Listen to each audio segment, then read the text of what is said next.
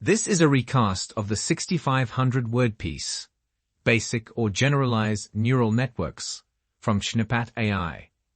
This article is about neural networks and their applications in artificial intelligence.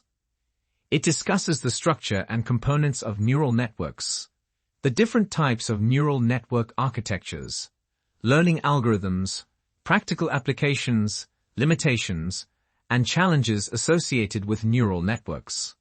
Let's listen in. Today, we'll be talking about neural networks and their applications in the field of artificial intelligence. Neural networks are computational models that mimic the structure and function of the human brain, allowing machines to make decisions and perform tasks based on acquired knowledge. That's right. Neural networks have been around for quite some time, but they gained significant attention in the 1980s due to advancements in computing power. These networks are composed of interconnected nodes or artificial neurons, organized into layers that perform specific tasks such as input processing, learning, and output generation. The basic or generalized neural networks, which we'll be focusing on today, have a simple structure and a limited number of layers. They consist of an input layer, a hidden layer, and an output layer. The input layer receives external stimuli or data and transmits it to the hidden layer. The hidden layer then performs computations on the input data before passing it on to the output layer. Absolutely, and it's important to note that these computations in the hidden layer are weighted computations. The connections between nodes have weights that determine the strength of the signals being transmitted. These weights are initially random but are adjusted through a process called backpropagation during a learning phase. This allows the neural network to improve its performance over time. Right. Basic neural networks can be effective for solving simpler problems, but generalized neural networks are designed to handle more complex tasks. Generalized neural networks can have multiple hidden layers, known as deep neural networks, which enable them to learn multiple levels of representation and abstract features from the data. So let's talk a bit about the components of basic neural networks. One important component is the activation function. This function determines the output of a neuron based on its input and introduces nonlinearity into the network. Nonlinearity allows the network to learn complex patterns and relationships in data. Exactly. There are several types of activation functions commonly used in neural networks, such as the sigmoid, tan, and ReLU functions. The sigmoid function is suitable for binary classification tasks as it produces an output between 0 and 1. The tan function is similar to the sigmoid, but has a range between -1 and 1, making it useful for tasks with negative inputs. The ReLU function, on the other hand, only activates the neuron if the input is positive. Now that we've covered the basics of neural networks, let's discuss their applications and potential limitations in the field of artificial intelligence. Neural networks have experienced a resurgence in recent years, thanks to breakthroughs in deep learning. They've achieved remarkable results in various applications, including image recognition, natural language processing, and recommendation systems. That's absolutely right. Neural networks have proven to be highly effective in these domains. However, they do have some limitations. For example, neural networks require a substantial amount of data for training, and their complexity can make them difficult to interpret and understand. Additionally, they can be computationally expensive to train and may require powerful hardware. So understanding the different types of neural networks and their architectures is crucial for gaining insight into their applications and limitations. Basic neural networks are simpler models that can solve simpler problems, while generalized neural networks are capable of handling more complex tasks. Absolutely, and one fundamental component of neural networks are the neurons themselves. Neurons receive inputs from multiple sources, compute a weighted sum of these inputs, and apply an activation function to determine their output. Activation functions are crucial as they introduce nonlinearity into the network and determine the strength of the neuron's response. There are various types of activation functions, such as sigmoid, hyperbolic tangent, and ReLU, each with its own characteristics and applications. That's right. Another important aspect of neural networks is the connection weights and biases.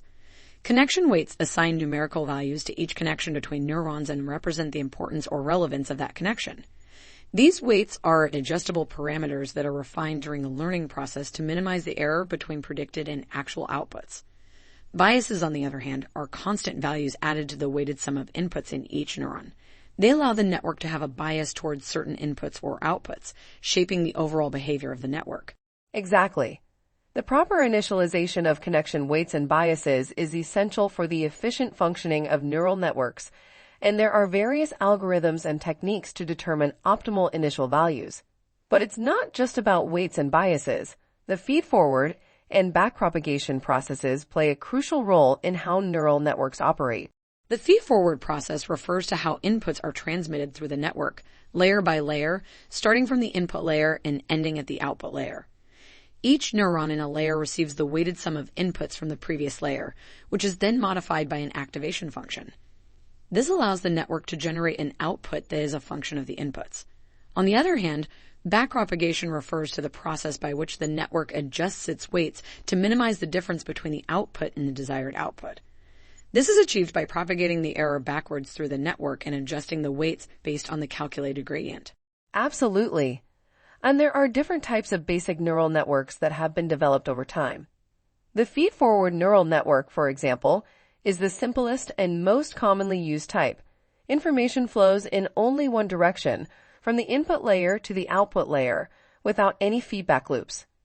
This makes it well suited for tasks that involve pattern recognition, like image and speech recognition. Another type of basic neural network is the recurrent neural network. Unlike feed-forward neural networks, recurrent neural networks allow for feedback loops and enable the network to have a memory of past events. This makes them ideal for tasks that involve sequential data, such as natural language processing and time series prediction. And let's not forget about convolutional neural networks. These are specifically designed for processing grid-like data, such as images. They utilize a technique known as convolution to effectively detect and recognize patterns in the data.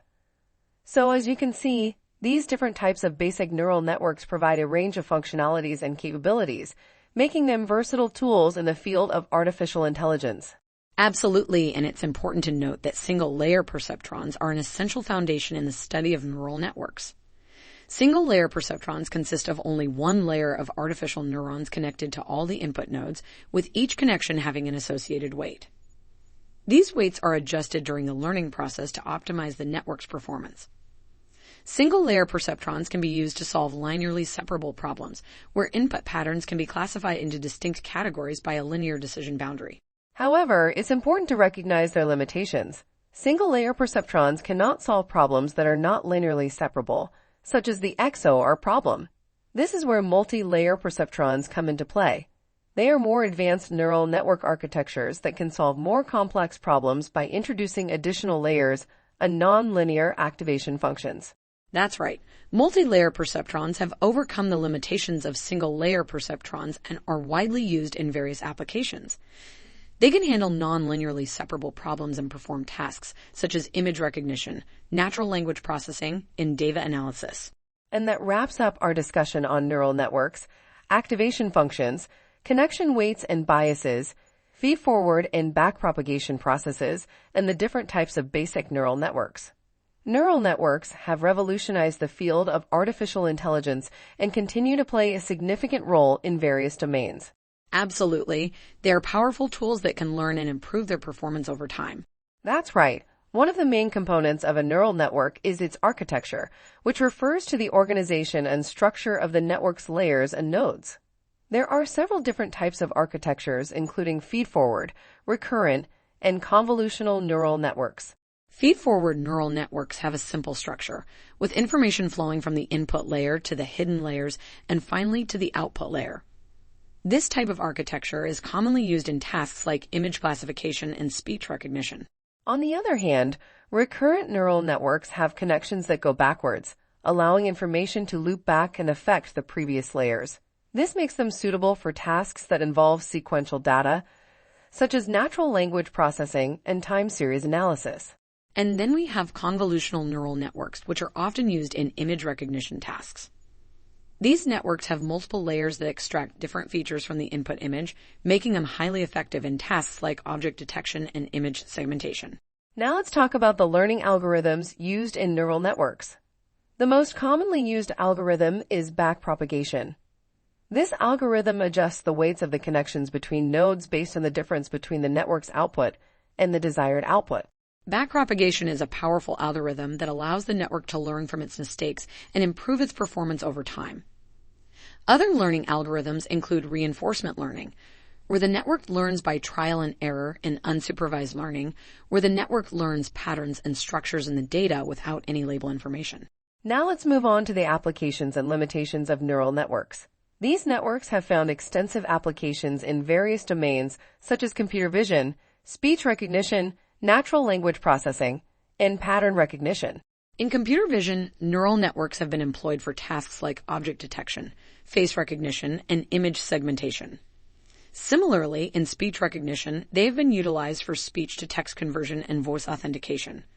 Moreover, neural networks have been successful in natural language processing tasks like sentiment analysis, text classification, and machine translation. However, neural networks do have some limitations that need to be considered. For example, they require large amounts of labeled training data, computational resources, and lengthy training times. This can be a significant challenge in real-world scenarios where data may be limited. Additionally, neural networks can be prone to overfitting, making them less generalizable to unseen data. This means that the network may perform well on the training data, but struggle with new unseen data.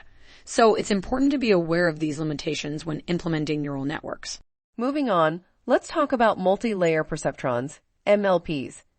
These are an extension of the single-layer perceptrons and allow for more complex decision-making capabilities. MLPs are characterized by multiple layers of neurons, including an input layer, hidden layers, and an output layer. The input layer receives the input data, which is then passed through the hidden layers.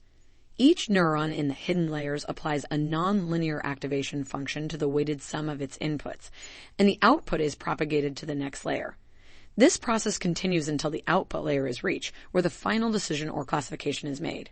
MLPs are known for their ability to learn and extract high-level representations from complex data, making them suitable for various tasks such as image recognition, speech recognition, and natural language processing. However, training NLPs typically requires a large amount of data and computational resources due to the increased complexity of the network architecture. Despite their computational demands, MLPs offer powerful capabilities for addressing complex problems in various domains. In summary, neural networks are powerful tools that can learn and improve their performance over time. They have various architectures, such as feed-forward, recurrent, and convolutional networks, and use learning algorithms like backpropagation to adjust their weights and improve their accuracy. These networks have found extensive applications in computer vision, speech recognition, natural language processing, and pattern recognition. However, they also have limitations such as the need for large amounts of labeled training data, computational resources, and the potential for overfitting.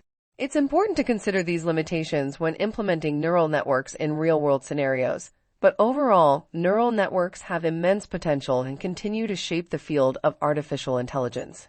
Absolutely. Now, let's dive into the main points of the article. Radial basis function, RBF networks are a type of artificial neural network that use radial basis functions as activation functions. These functions are typically Gaussian and centered at different points in the input space. RBF networks have a two-layer architecture consisting of an input layer and a single hidden layer. The number of hidden neurons in the RBF network is equal to the number of samples in the training dataset, making it a non-parametric approach.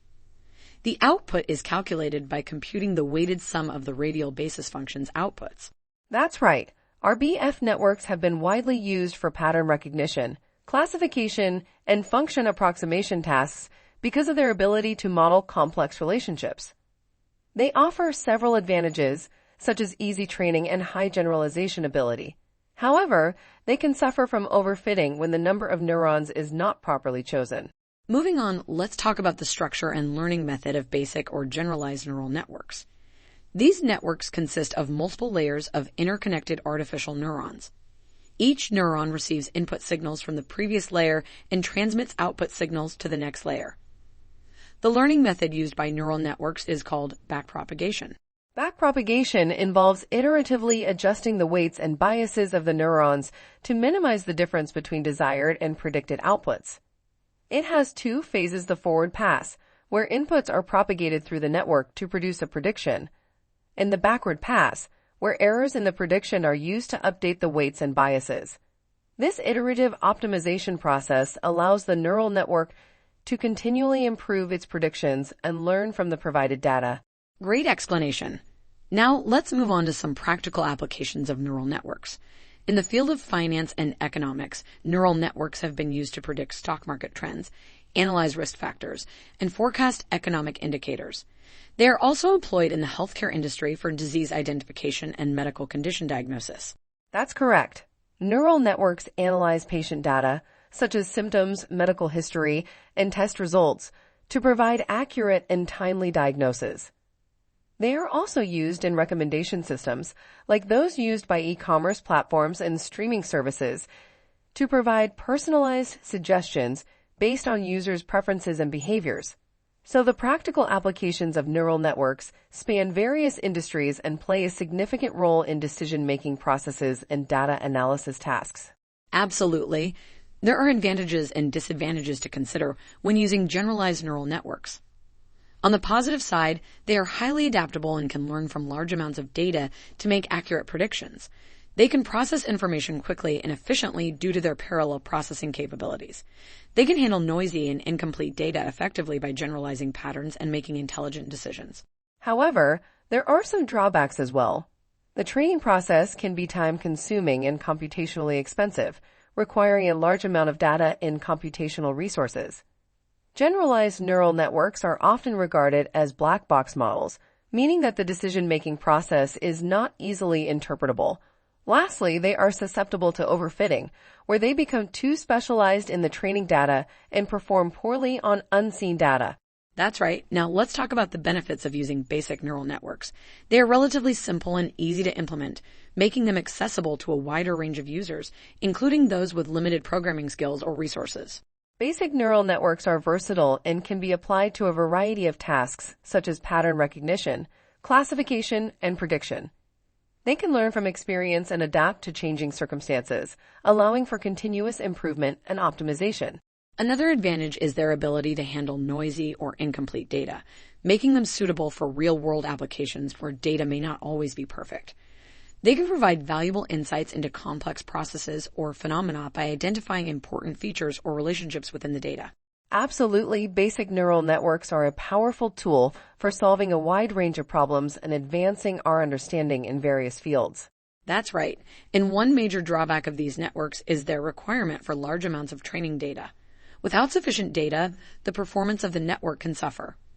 This means that the data collection process becomes crucial in order to achieve accurate predictions or classifications.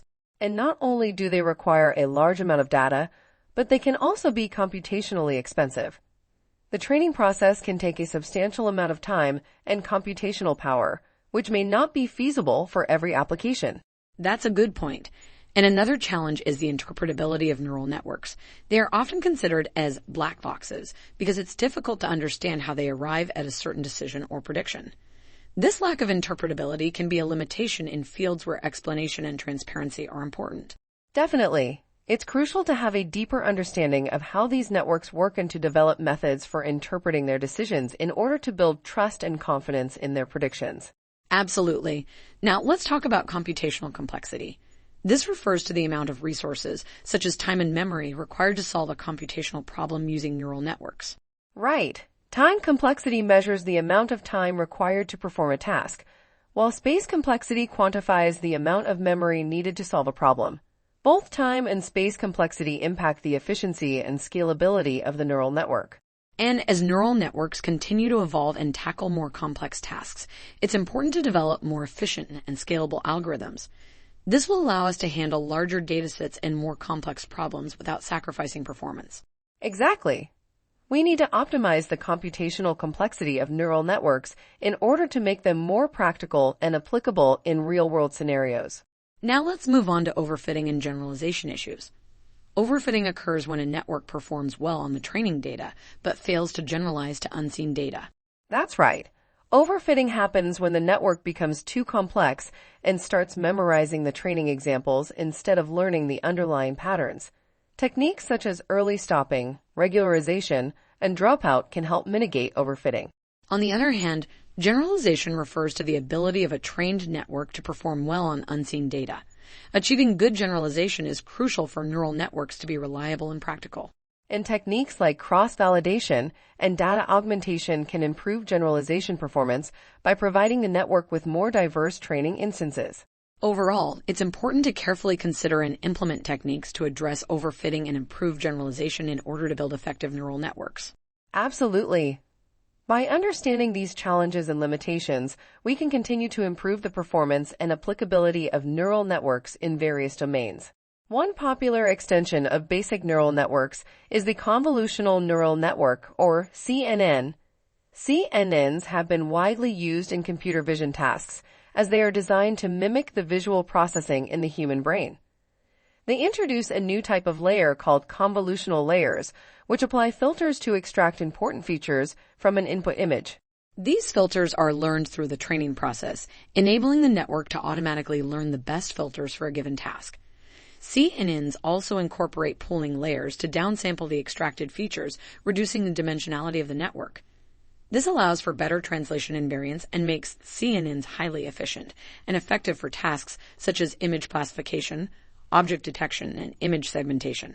Another improvement in neural networks is the recurrent neural network, or RNN.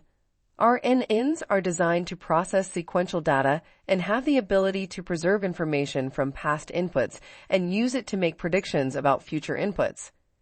They achieve this by using recurrent connections in the network, which allow information to flow in cycles and capture temporal dependencies in the data. RNNs have been widely used in natural language processing tasks, such as speech recognition and machine translation, where the order of words in a sentence or the temporal relationships between phonons are crucial. However, RNNs suffer from limitations, such as the vanishing exploding gradient problem and difficulty modeling long-term dependencies. To address these limitations, researchers have developed gated recurrent units, GRUs, and long short-term memory, LSTM cells. These improvements have shown to be more capable of capturing long-term dependencies and mitigating gradient problems. In addition to CNNs and RNNs, researchers have also introduced attention mechanisms to enhance the ability of neural networks to focus on relevant parts of input sequences. This has resulted in significant improvements in machine translation and image captioning tasks. Overall, these extensions and improvements have expanded the scope and efficiency of basic neural networks. They allow neural networks to handle complex tasks in various domains, such as computer vision and natural language processing. It's important to note that advanced architectures in neural networks, such as CNNs, RNNs, and attention mechanisms, have shown remarkable performance improvements in various domains. They are able to handle complex problems with higher accuracy by learning hierarchical representations of data and automatically extracting relevant features. However, it's worth mentioning that advanced networks require larger amounts of labeled data and more computational resources to train effectively. So while they offer significant advantages, there is a trade-off in terms of computational requirements. That's right. Understanding the differences between basic and advanced neural networks allows us to make informed decisions when designing and implementing models. It helps us choose the right architecture for the task at hand while considering limitations and computational resources. Well, that wraps up our discussion on the extensions and improvements of basic neural networks. If you want to learn more about this topic, make sure to check out the article we discussed today. And as always, if you have any questions or comments, feel free to reach out to us. We love hearing from our listeners.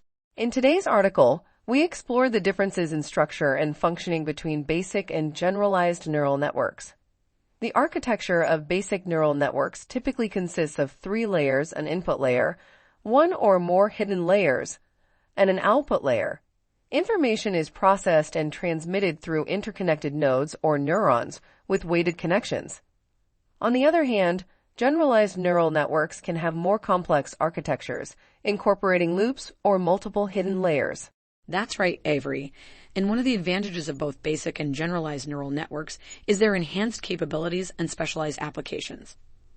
Neural networks have the ability to learn and adapt to new data patterns, making them highly flexible and capable of solving a wide range of problems.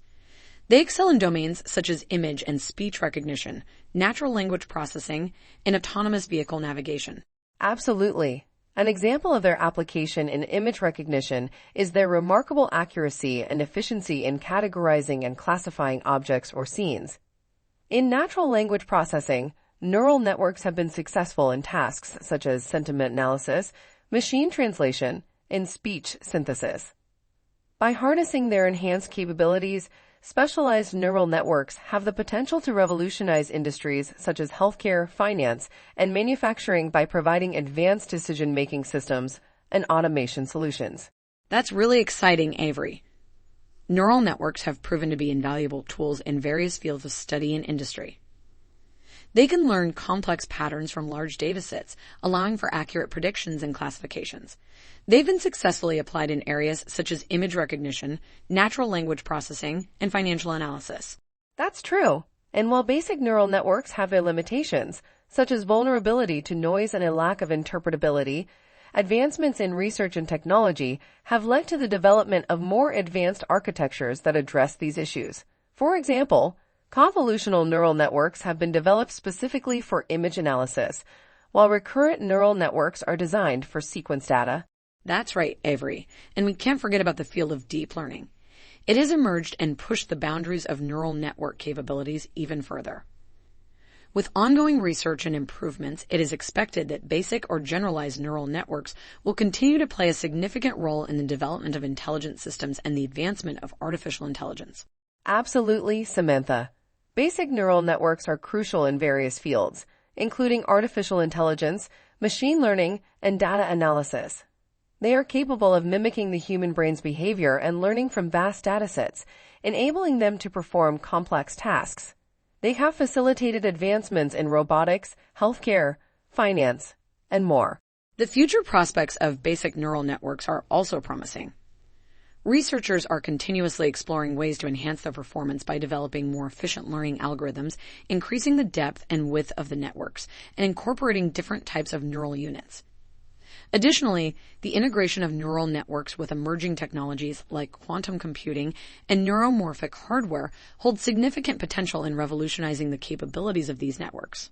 That's right, Samantha. As the demand for intelligent systems continues to grow, basic neural networks are poised to further revolutionize various industries and shape the future of technology. Well said, Avery. That's all the time we have for today. Thank you all for tuning in, and we'll see you next time. Take care, everyone.